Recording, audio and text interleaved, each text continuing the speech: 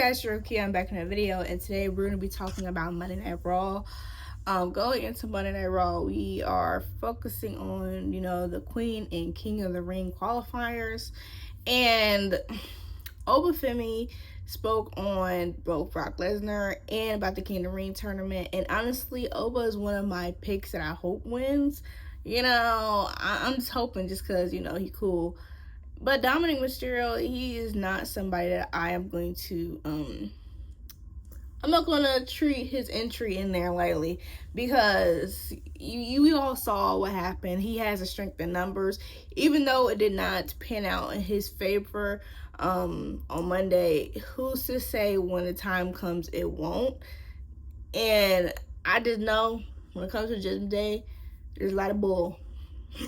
A lot of bull that comes around with them, especially with the fact that not only does he qualify with Dominic Mysterio, but there's probably a little bit more of a fire upon all their tails in the Judgment Day, because in Liv Morgan's qualifying match against Chelsea Green, Becky Lynch, Alexa Bliss, she goes forward and qualifies. Now, I enjoyed the match, won't lie about that 4-way, and I actually kind of miss seeing Alexa Bliss with different competitors. It was kind of it was nice.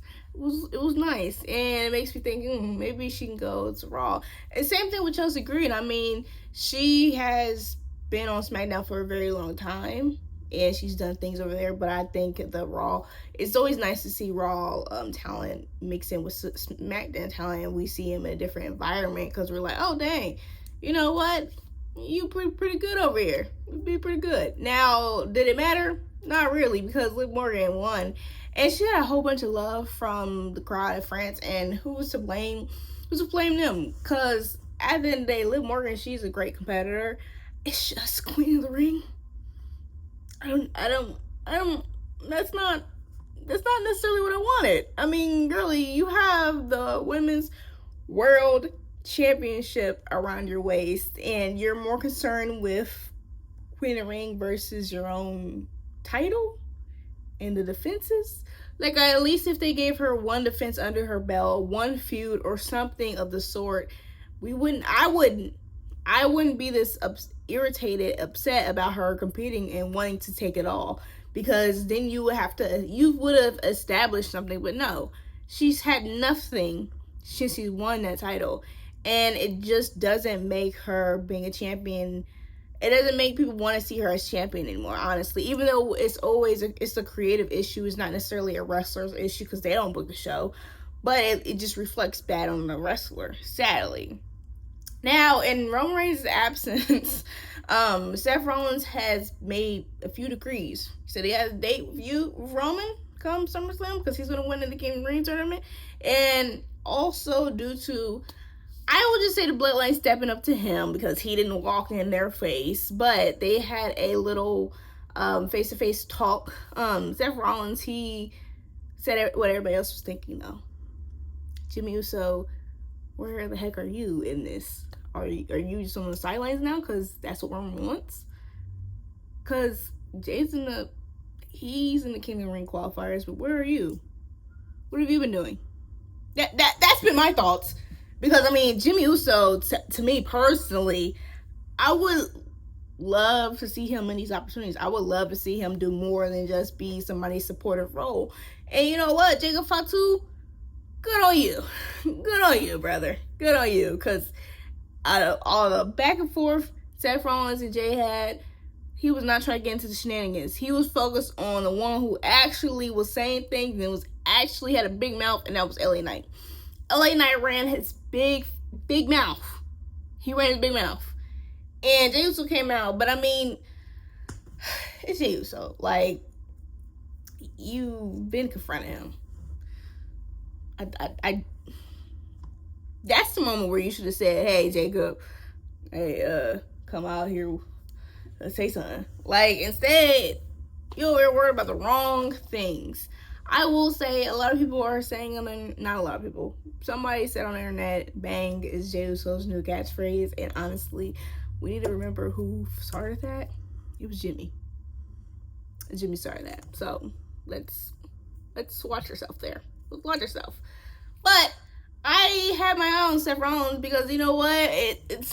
It's cliche as a wrestling fan, and I think a lot of fans already know where I'm about to go. Chair shot, bloodline, Shield, betrayal, brotherhood. That is the route, where you could go. Have a storyline right there. It's already written up. It's been written up years ago in the past. You just continue to add on to that story. So I'm like, it's possible. It's possible. But throughout the night, Chad Gable, after his reflection time as El Grande, and I also think, it was a banger of a match. With his trial by fire, I would say, Interlude Libre, he has more respect for Penta and the art, which I like, because you know what, it gives more spotlight on Chad Gable. And honestly, going into this El Grande Americano thing, I think I've said this before, but it just didn't feel as respectful. It didn't feel as meaningful as it does now. And now Chad Gable has a different breath with his presentation, to where they can continue to ride this on and make it into something that I don't even know if they expected it to be. So it was pretty cool. Now Penta had a match against Rey Mysterio for the Intercontinental Championship, which I'm not gonna lie, guys. I'm not gonna lie. I thought almost, this could be time. It could be time for Rey to get that Intercontinental Championship back. But no, it's fine. It's fine. It's cool. You know what? Penta's just keeping it warm for Javon Evans, and I'm here for that too. But that was a quite heater of a match, and honestly, I wouldn't be upset to see it again. I would not. But with what happened, I ain't gonna lie. We need to get something out. We need to hurry up and figure out what to do with Ethan Page and Rusev, because they pissing me off. They pissing me off because they couldn't just let everybody just ride on what we just experienced with Rey Mysterio versus Penta. No. They had to come in and be little jerks. That's what they had to do. And I'm just not here for it. Now, Chad Gable and Drake Lee wasn't here for it either. Which, interesting. Because I remember back when El Grande first came out, if I'm not mistaken, wasn't Dragon Lee? Maybe I'm tweaking. You know what? Water on the bridge. But Rusev and Ethan Page, they are becoming a pain in the behind. It's cool seeing them. It's cool seeing them together. They got a weird thing going on, weird connection that I don't hate. But at least have some respect and courtesy. After seeing such an amazing match, have some respect and courtesy.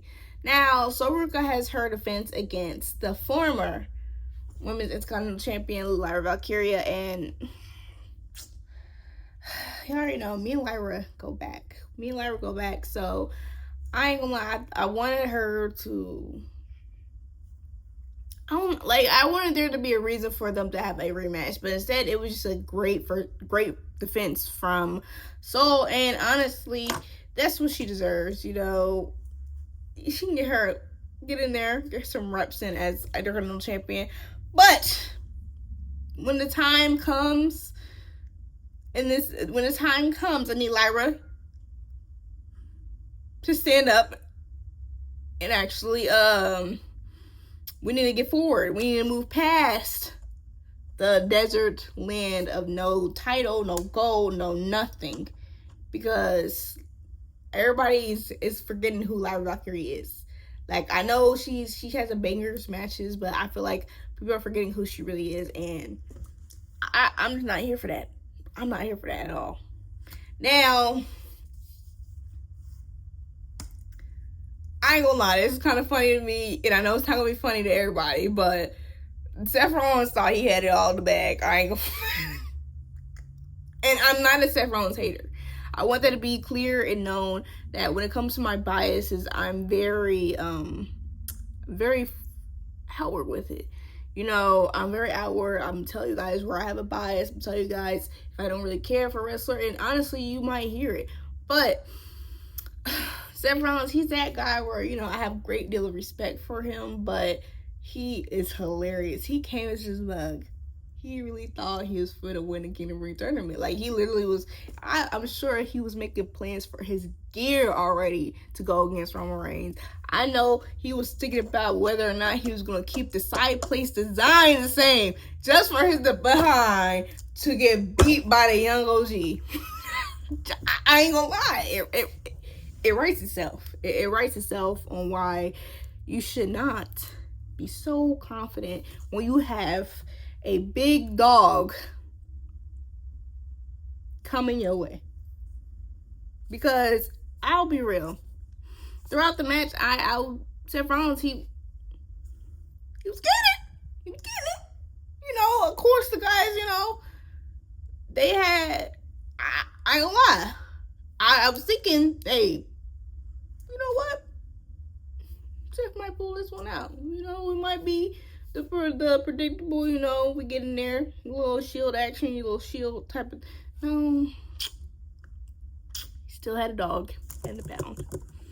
Still had a vision, which honestly, I have no idea why they continue to go forward and making plans for their future, making plans for feuds when they still had the vision on their tail. Like, the vision has not gone away. They have not established a dominance over the vision. Instead, they look like they're constantly on the defense with the vision. But instead, they made plans. He made plans. He thought it was done. Done enough to where Braun Breaker would not interfere with his mess. I mean, to this day, I think somebody... To this day, I feel as if we need to be more thought. Like, there needs to come a time where these faces have common sense. You know, Montez, he was a good guy coming out, helping out, but there's still another guy unaccounted for. So honestly, shouts out to young OG, because he thought he did not miss a moment in this a second. He got one over, and Ricky ain't see it coming. What's next? We're going forward for the Kingdom Ring tournament. I don't care. He got a face. We going forward. You know what? King Von for the Kingdom Ring. Period. What's better than that? The young OG. You know, but honestly, truth be told, WWE has set some certain things and brought up certain emotions with this King and Queen ring thing. I personally think that we just need to bet on somebody who is unexpectedly but perfectly suited for the job. And I know there's a few people who want to see some of their favorites, but I want something cool and unexpected, but somebody that could be perfectly suited to fill the shoes. That's my opinion. But let me know how you guys felt about Raw. Thanks for watching. Please like, comment, share, and subscribe. I'll see you guys next time. Bye.